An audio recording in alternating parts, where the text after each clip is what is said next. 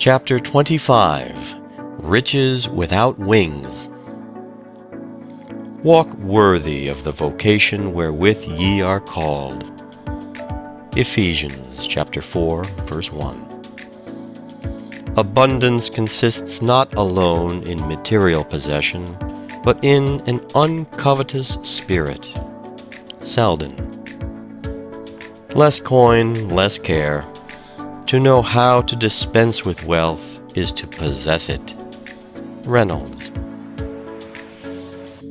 Rich, from the very want of wealth, is heaven's best treasures, peace and health.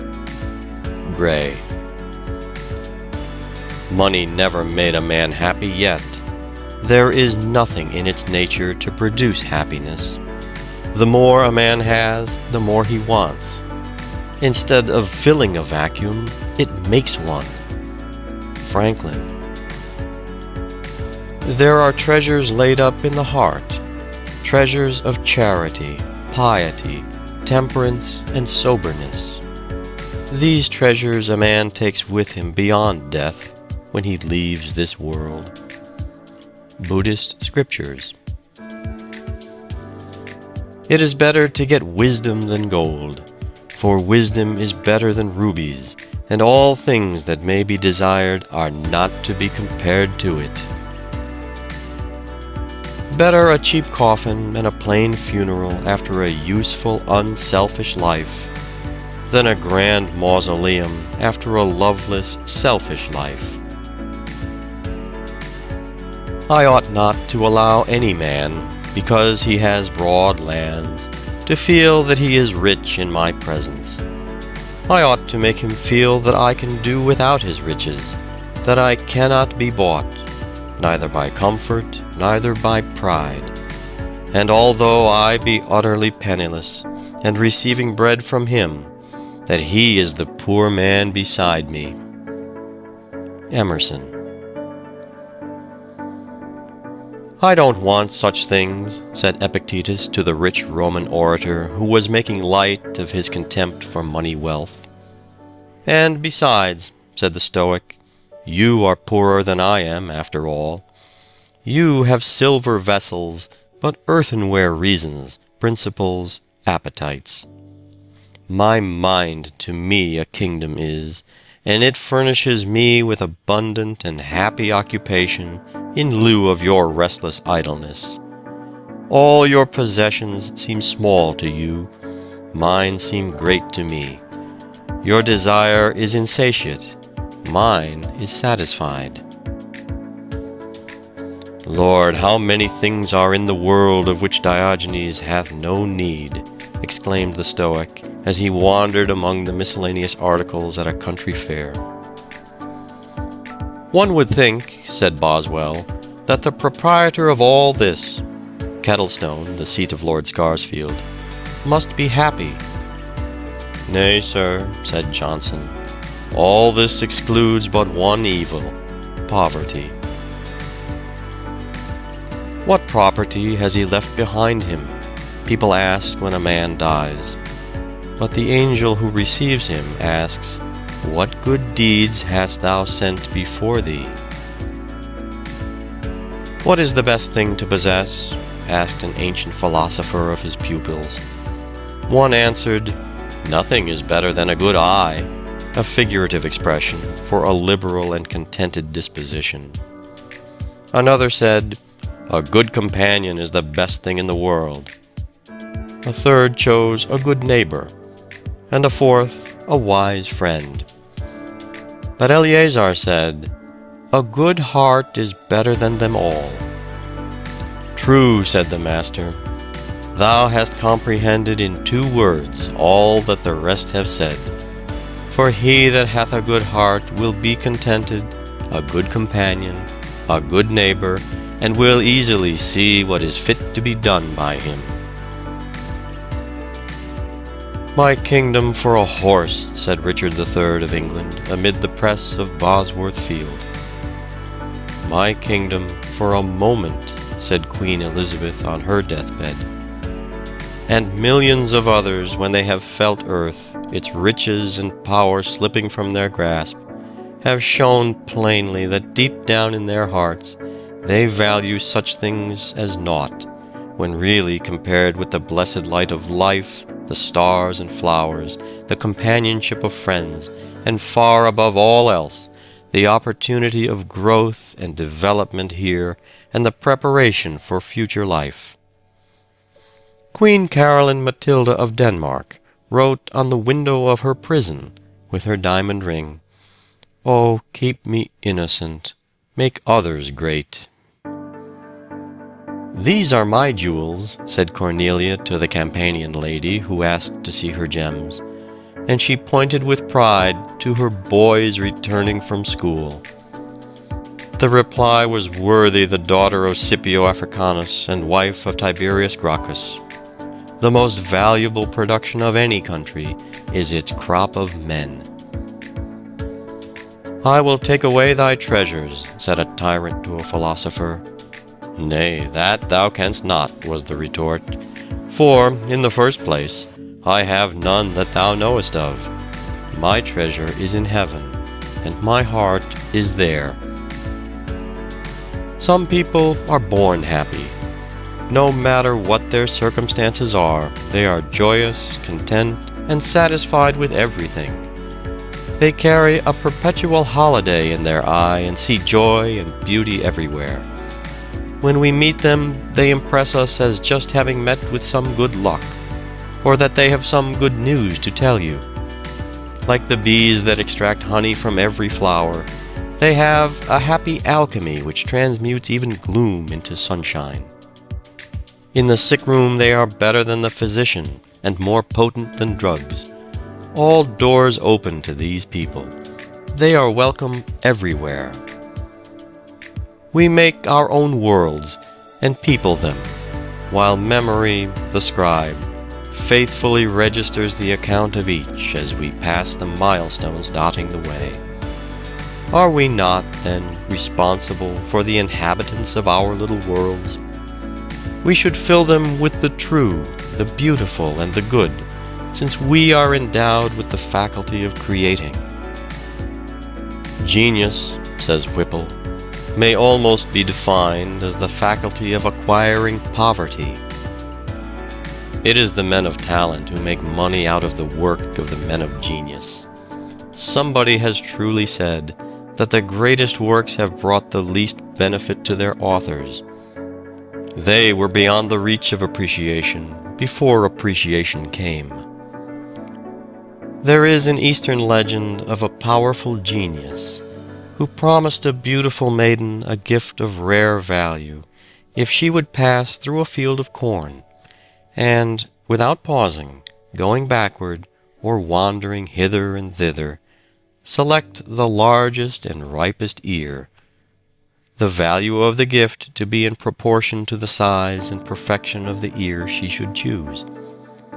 She passed through the field, seeing a great many well worth gathering, but always hoping to find a larger and more perfect one, she passed them all by. When, coming to a part of the field where the stalks grew more stunted, she disdained to take one from these, and so came through to the other side without having selected any. A man may make millions and be a failure still. Money-making is not the highest success. The life of a well-known millionaire was not truly successful. He had but one ambition. He coined his very soul into dollars. The almighty dollar was his son, and was mirrored in his heart. He strangled all other emotions, and hushed and stifled all nobler aspirations. He grasped his riches tightly, till stricken by the scythe of death, when, in the twinkling of an eye, he was transformed from one of the richest men who ever lived in this world to one of the poorest souls that ever went out of it. Lincoln always yearned for a rounded wholeness of character, and his fellow lawyers called him, quote, perversely honest, unquote. Nothing could induce him to take the wrong side of a case, or to continue on that side after learning that it was unjust or hopeless. After giving considerable time to a case in which he had received from a lady a retainer of $200, he returned the money, saying, "Madam, you have not a peg to hang your case on." "But you have earned that money," said the lady. "No, no," replied Lincoln, "that would not be right. I can't take pay for doing my duty." Agassiz would not lecture at $500 a night, because he had no time to make money. Charles Sumner, when a senator, declined to lecture at any price, saying that his time belonged to Massachusetts and the nation. Spurgeon would not speak for 50 nights in America at $1,000 a night, because he said he could do better. He could stay in London and try to save 50 souls. All honor to the comparative few in every walk of life, who, amid the strong materialistic tendencies of our age, still speak and act earnestly, inspired by the hope of rewards other than gold or popular favor. These are our truly great men and women. They labor in their ordinary vocations with no less zeal because they give time and thought to higher things. King Midas, in the ancient myth, asked that everything he touched might be turned to gold, for then he thought he would be perfectly happy. His request was granted, but when his clothes, his food, his drink, the flowers he plucked, and even his little daughter whom he kissed, were all changed into yellow metal, he begged that the golden touch might be taken from him. He had learned that many other things are intrinsically far more valuable than all the gold that was ever dug from the earth. The beggarly Homer, who strolled God knows when, in the infancy and barbarism of the world, was richer far than Croesus, and added more wealth to the world than the Rothschilds, the Vanderbilts, and Goulds. An Arab who fortunately escaped death after losing his way in the desert without provisions tells of his feelings when he found a bag full of pearls, just as he was about to abandon all hope. "I shall never forget," said he, "the relish and delight that I felt on supposing it to be dried wheat, nor the bitterness and despair I suffered on discovering that the bag contained pearls." It is an interesting fact in this money-getting era that a poor author, or a seedy artist, or a college president with frayed coat sleeves has more standing in society and has more paragraphs written about him in the papers than many a millionaire. This is due, perhaps, to the malign influence of money-getting and to the benign effect of purely intellectual pursuits. As a rule, every great success in the money world means the failure and misery of hundreds of antagonists. Every success in the world of intellect and character is an aid and profit to society.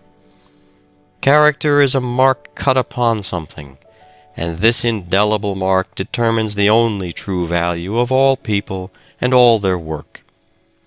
Dr. Hunter said, "No man was ever a great man who wanted to be one." Artists cannot help putting themselves and their own characters into their works. The vulgar artist cannot paint a virtuous picture. The gross, the bizarre, the sensitive, the delicate, all come out on the canvas and tell the story of his life. Who would not choose to be a millionaire of deeds with a Lincoln, a Grant, a Florence Nightingale, a Childs? A millionaire of ideas with Emerson, with Lowell, with Shakespeare, with Wordsworth. A millionaire of statesmanship with a Gladstone, a Bright, a Sumner, a Washington. Some men are rich in health, a constant cheerfulness, in a mercurial temperament which floats them over troubles and trials enough to sink a shipload of ordinary men. Others are rich in disposition, family, and friends. There are some men so amiable that everybody loves them, some so cheerful that they carry an atmosphere of jollity about them. Some are rich in integrity and character. "Who is the richest of men?" asked Socrates. "He who is content with the least, for contentment is nature's riches." "Do you know, sir," said a devotee of Mammon to John Bright, "that I am worth 1,000,000 sterling?" "Yes," said the irritated but calm-spirited respondent, "I do, and I know that it is all you are worth." A bankrupt merchant, returning home one night, said to his noble wife, "My dear, I am ruined. Everything we have is in the hands of the sheriff." After a few moments of silence, the wife looked into his face and asked, "Will the sheriff sell you?" "Oh, no." "Will the sheriff sell me?" "Oh, no." "Then do not say we have lost everything. All that is most valuable remains to us: manhood, womanhood, childhood. We have lost but the results of our skill and industry. We can make another fortune if our hearts and hands are left us." "We say a man is made," said Beecher. "What do we mean? That he has got the control of his lower instincts, so that they are only fuel to his higher feelings, giving force to his nature? That his affectations are like vines, sending out all sides blossoms and clustering fruits? That his tastes are so cultivated that all beautiful things speak to him and bring him their delights? That his understanding is opened, so that he walks through every hall of knowledge and gathers its treasures? That his moral feelings are so developed and quickened that he holds sweet commerce with heaven? Oh no, none of these things. He is cold and dead in heart and mind and soul. Only his passions are alive. But he is worth $500,000. And we say a man is ruined. Are his wife and children dead? Oh no. Have they had a quarrel? And are they separated from him? Oh no. Has he lost his reputation through crime? No. Is his reason gone? Oh no, it is as sound as ever. Is he struck through with disease? No. He has lost his property, and he is ruined. The man ruined. When shall we learn that a man's life consisteth not in the abundance of things which he possesseth? How is it possible, asks an ancient philosopher, that a man who has nothing, who is naked, houseless, without a hearth, squalid, without a slave, without a city, can pass a life that flows easily? See, God has sent you a man to show you that it is possible. Look at me, who am without a city, without a house, without possessions, without a slave. I sleep on the ground. I have no wife, no children, no praetorium, but only the earth and heavens, and one poor cloak. And what do I want? Am I not without sorrow? Am I not without fear? Am I not free? When did any of you see me failing in the object of my desire, or even falling into that which I would avoid? Did I ever blame God or man? Did I ever accuse any man? Did any of you ever see me with a sorrowful countenance? You are a plebeian, said a patrician to Cicero. I am a plebeian, replied the great Roman orator. The nobility of my family begins with me. That of yours will end with you. No man deserves to be crowned with honor whose life is a failure. And he who lives only to eat and drink and accumulate money is surely not successful. The world is no better for his living in it. He never wiped a tear from a sad face, never kindled a fire upon a frozen hearth. There is no flesh in his heart. He worships no god but gold. Why should I scramble and struggle to get possession of a little portion of this earth? This is my world now. Why should I envy others its mere legal possession? It belongs to him who can see it, enjoy it.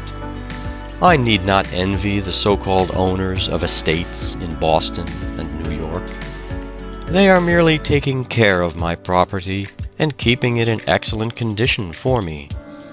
For a few pennies for railroad fare whenever I wish, I can see and possess the best of it all. It has cost me no effort, it gives me no care. Yet the green grass, the shrubbery, and the statues on the lawns, the finer sculptures and paintings within, are always ready for me whenever I feel a desire to look upon them. I do not wish to carry them home with me, for I could not give them half the care they now receive. Besides, it would take too much of my valuable time, and I should be worrying continually lest they be spoiled or stolen. I have much of the wealth of the world now. It is all prepared for me without any pains on my part. All around me are working hard to get things that will please me, and competing to see who can give them the cheapest. The little I pay for the use of libraries, railroads, galleries, parks, is less than it would cost me to care for the least of all I use. Life and landscape are mine, the stars and flowers, the sea and air, the birds and trees. What more do I want? All the ages have been working for me. All mankind are my servants. I am only required to feed and clothe myself, an easy task in this land of opportunity. There is scarcely an idea more infectious or potent than the love of money. It is a yellow fever, decimating its votaries and ruining more families in the land than all the plagues or diseases put together. Instances of its malevolent power occur to every reader. Almost every square foot of land of our continent during the early buccaneer period, some call it the march of civilization, has been ensanguined through the madness for treasure.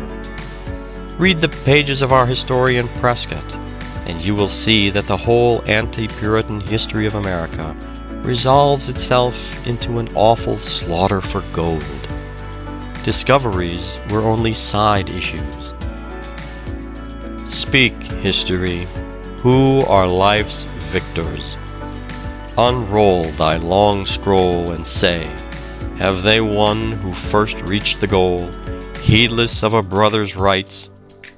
And has he lost in life's great race, who stopped to raise a fallen child and place him on his feet again, or to give a fainting comrade care, or to guide or assist a feeble woman? Has he lost who halts before the throne when duty calls, or sorrow, or distress?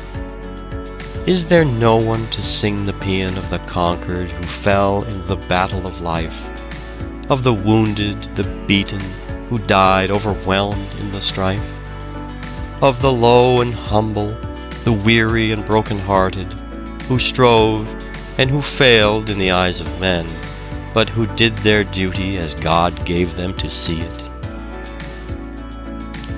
We have yet no man who has leaned entirely on his character and eaten angels' food, said Emerson, who, trusting to his sentiments, found life made of miracles, who, working for universal aims, found himself fed, he knew not how, clothed, sheltered, and weaponed, he knew not how, and yet it was done by his own hands.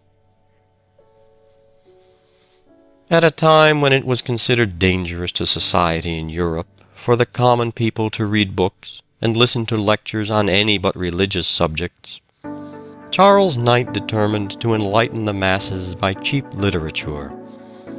He believed that a paper might be instructive and not be dull, cheap without being wicked. He started the Penny Magazine, which acquired a circulation of 200,000 the first year. Knight projected the Penny Cyclopedia and the Library of Entertaining Knowledge, half-hours with the best authors, and other useful works at a low price. His whole adult life was spent in the work of elevating the common people by cheap yet wholesome publications. He died in poverty, but grateful people have erected a noble monument over his ashes. How many rich dwellings there are, crowded with every appointment of luxury, that are only glittering caverns of selfishness and discontent.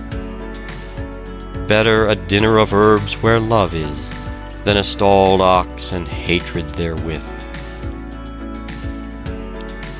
No man can tell whether he is rich or poor by turning to his ledger, says Beecher. It is the heart that makes a man rich. He is rich or poor according to what he is, not according to what he has. If our thoughts are great and noble, no mean surroundings can make us miserable. It is the mind that makes the body rich. However it be, it seems to me, 'tis only noble to be good. Kind hearts are more than coronets, and simple faith than Norman blood. Tennyson. Be noble, and the nobleness that lies in other men, sleeping but never dead, will rise in majesty to meet thine own. Lowell.